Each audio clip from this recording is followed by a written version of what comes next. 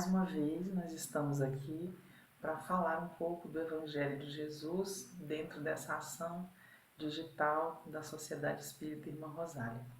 E hoje o nosso tema é A Fé Transporta Montanhas. Está no capítulo 19 do Evangelho segundo o Espiritismo. E hoje nós vamos iniciar lendo o trecho do Evangelho de Jesus, registrado em Mateus, para que nós consigamos perceber a essência da mensagem e depois tecer os comentários. Então ele diz o seguinte, é o trecho que Kardec seleciona para fazer parte dessa publicação espírita, o Evangelho segundo o Espiritismo. Quando ele veio ao encontro do povo, um homem se lhe aproximou e, lançando-se de joelhos a seus pés, disse: Senhor, tende piedade do meu filho, que é lunático e sofre muito, pois cai muitas vezes no fogo e muitas vezes na água. Apresentei-o aos teus discípulos, mas eles não o puderam curar. Jesus respondeu dizendo: Ó raça incrédula e depravada, até quando estarei convosco? Até quando vos sofrerei? Trazei-me aqui este menino. E tendo Jesus ameaçado o demônio, este saiu do menino, que no mesmo instante ficou são. Os discípulos vieram então ter com Jesus em particular e lhe perguntaram: Por que não podemos nós outros expulsar esse demônio? Jesus respondeu: Por causa da vossa incredulidade. Pois em verdade vos digo, se tivesseis a fé do tamanho do grão de uma mostarda, diríeis a esta montanha: transporta-te daí para ali, e ela se transportaria, e nada vos seria impossível. Mateus capítulo 17, versículos 14 a 20. Então, meus irmãos, é esse o trecho bastante conhecido de nós já, em que Jesus declara que a fé do tamanho do grão de mostarda seria suficiente para vencer qualquer obstáculo. Como a gente não tem, os obstáculos ficam onde estão, né? E fazem com que a gente sofra para aprender a suplantá-los e trazer mais força interna para nós. Nesse caso especificamente, Jesus é procurado por um pai que pede em nome de seu filho. E o menino com certeza deveria sofrer de epilepsia, alguma doença convulsiva, que na época não se sabia descrever muito bem, né? Então chamavam-se de lunático, porque variavam as crises de acordo com as fases da lua. E isso ainda acontece, né? Todo mundo que tem algum problema cerebral, sanguíneo, quando vem as fases da Lua, costumam também vir as variações, porque o magnetismo lunar afeta o nosso funcionamento cerebral, o nosso funcionamento sanguíneo como um todo, né? Mas a questão principal aqui é o pedido de um pai pelo seu filho para que ele pare de cair tantas vezes no fogo, tantas vezes na água. Isso significa sofrer, né? Esse sofrimento que o pai está tentando evitar, e ele procura os discípulos e estes não conseguem efetuar a cura, então ele vai atrás de Jesus. Quando Jesus diz, ó raça incrédula, até quando vos sofrerei, né? O que ele está querendo dizer é, por que vocês ainda precisam me procurar? Vocês são meus discípulos, vocês sabem aquilo que eu sei, eu já ensinei tanto, e vocês ainda não conseguem, ainda precisam de mim? É como se ele falasse como os nossos pais, né? Ai, filho, para que você está me pedindo isso? Você já sabe, eu já te ensinei, né? Ele já havia ensinado tantas vezes e a maturidade espiritual ainda não havia chegado. Então, ele simplesmente, com a sua autoridade moral, uma eletromagnética poderosa, ele diz ao espírito obsessor, porque se havia um demônio, né, era assim que era chamado o espírito obsessor nessa época, inclusive hoje muitos ainda chamam, ele diz para sair e sai, porque o espírito puro ele tem autoridade sobre todos os outros espíritos, e era o caso de Jesus. Ele acreditava no seu próprio poder, tanto que ele dizia: eu e o Pai somos um. Não ficava dizendo: quem sou eu, né? Não, ele acreditava no seu próprio poder, tinha conhecimento da sua força e por isso ele operava todos os milagres que queria e que eram justos, né? Que na realidade era apenas reconhecer que a provação de alguém tinha acabado e que ele poderia interferir positivamente para trazer tranquilidade e paz. Então os discípulos perguntam e Jesus responde: porque vocês não acreditam que consigam. Então, se vocês não acreditam que consigam, nada poderão fazer. Então, agora, tentar compreender o que significa essa virtude tão grande com uma palavra tão pequena, né? É a menor palavra. Fé, só tem 2 letrinhas, mas o poder dela é tão grande que nós ainda não descobrimos e por isso ainda vivemos nesse mar de sofrimento, desilusão, decepção, tudo isso por falta de fé, né? A fé verdadeira, ela começa no construto da confiança. É preciso a gente confiar em si, confiar nos outros, confiar em Deus. Sem esse tripé, ela tá capenga, né? Como um móvel que não se sustenta em cima de 2 pés apenas. É preciso no mínimo 3. Se for em 4 já é melhor, mas no mínimo 3. Com 3 pés, qualquer móvel se sustenta desde que eles estejam colocados em um triângulo equilibrado, né? Então, a confiança em si, ela começa no momento do nascimento, em que a criança aprende a viver fora do corpo da mãe, aprende a se alimentar, a fazer o esforço de respirar. Tudo isso é importante e ajuda a construir a autoconfiança. Se o bebê é maltratado, se ele sofre com dor, com fome, com frio, ele começa a desconfiar da sua própria capacidade de viver no mundo do lado de fora do corpo materno. E isso já começa a afetar a confiança em si. É preciso que a gente confie no outro. Então, se os adultos que estão destinados a cuidar de nós são negligentes, maltratam em vez de cuidar, isso tudo vai afetando a nossa confiança no outro. E é preciso acreditar em Deus. E se a gente cresce num ambiente onde não se fala disso, onde não se procura o apoio divino na hora da dificuldade, onde não se agradece pelo que se tem, isso também começa a afetar a nossa confiança em Deus, em si, no outro e em Deus.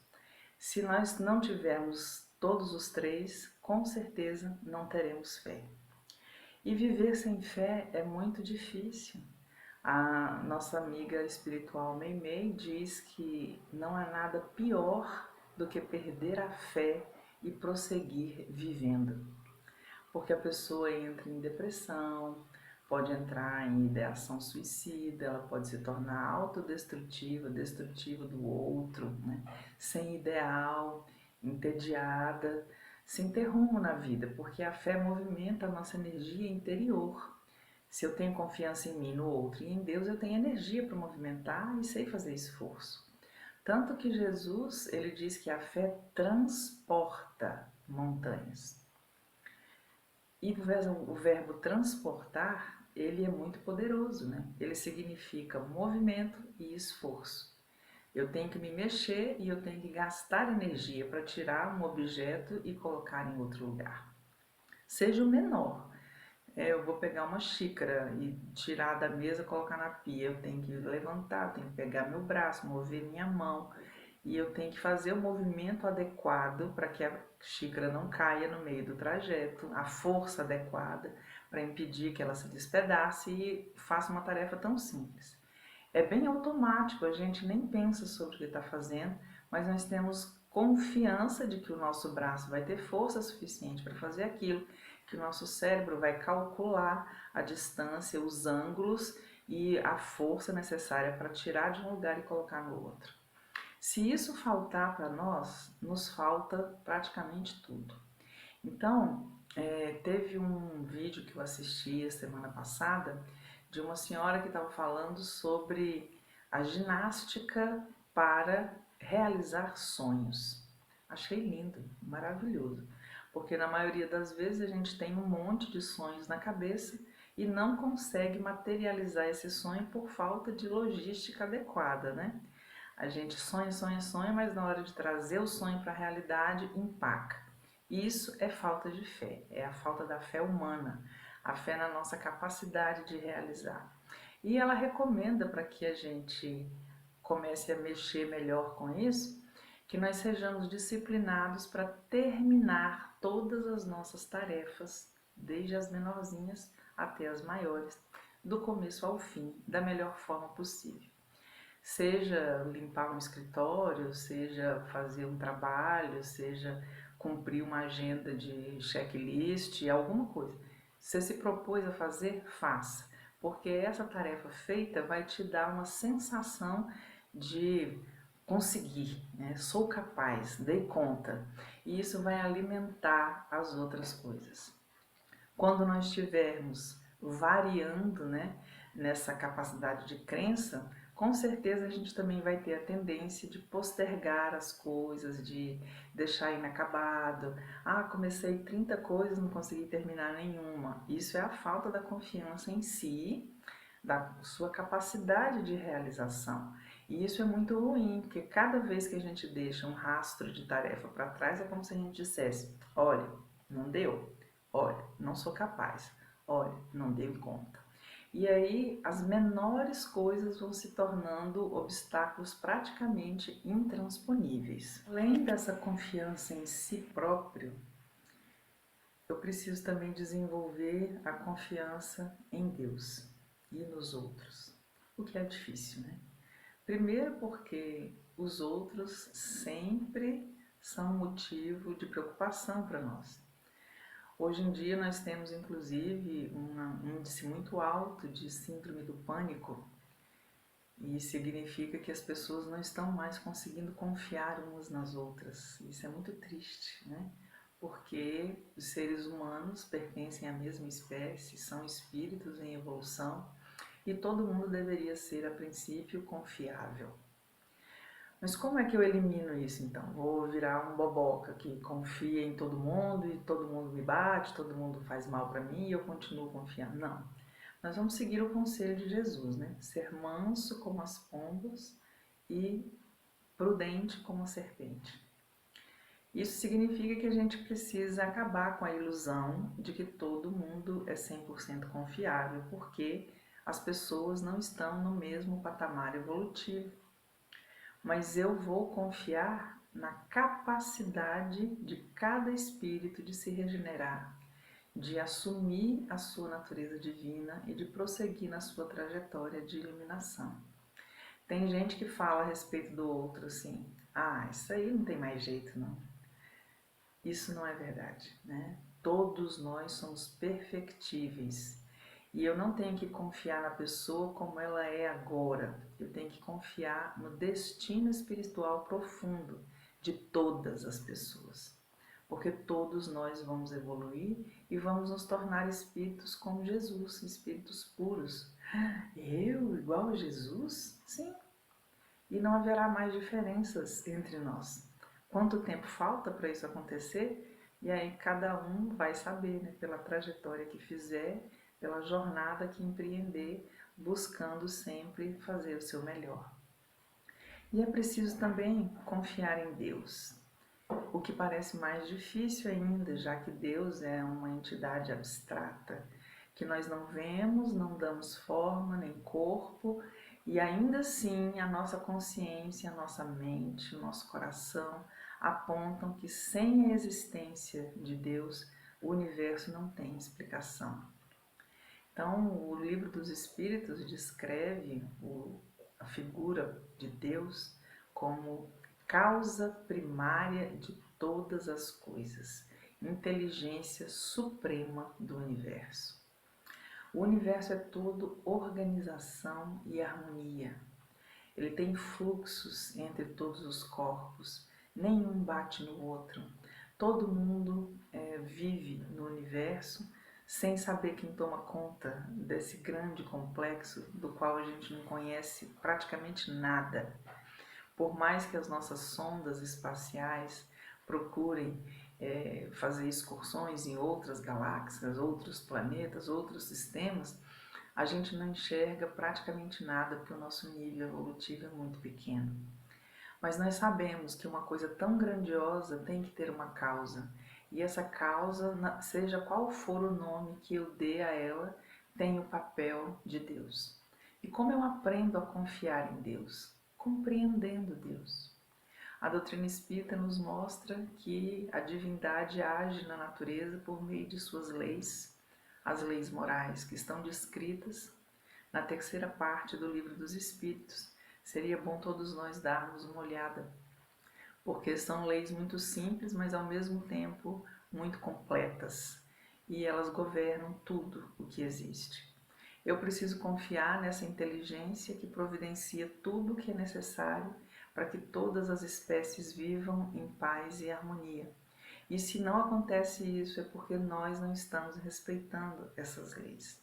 Então, Deus quis que a espécie tal fosse extinta. Não, nós, com o nosso comportamento, levamos à extinção dessa espécie. Então, porque nós não confiamos em nós também não confiamos nos outros e não confiamos em Deus. Então, essa fé que vai transportar as montanhas de todas as dificuldades que nós encontrarmos, ela é uma fé inteligente, ela é uma fé raciocinada, não engole absurdos nem fanatismos e sabe selecionar o que é possível fazer, a forma correta de fazer, se eu vou precisar de ajuda ou não, porque ser fervoroso não significa que eu sou todo poderoso, né?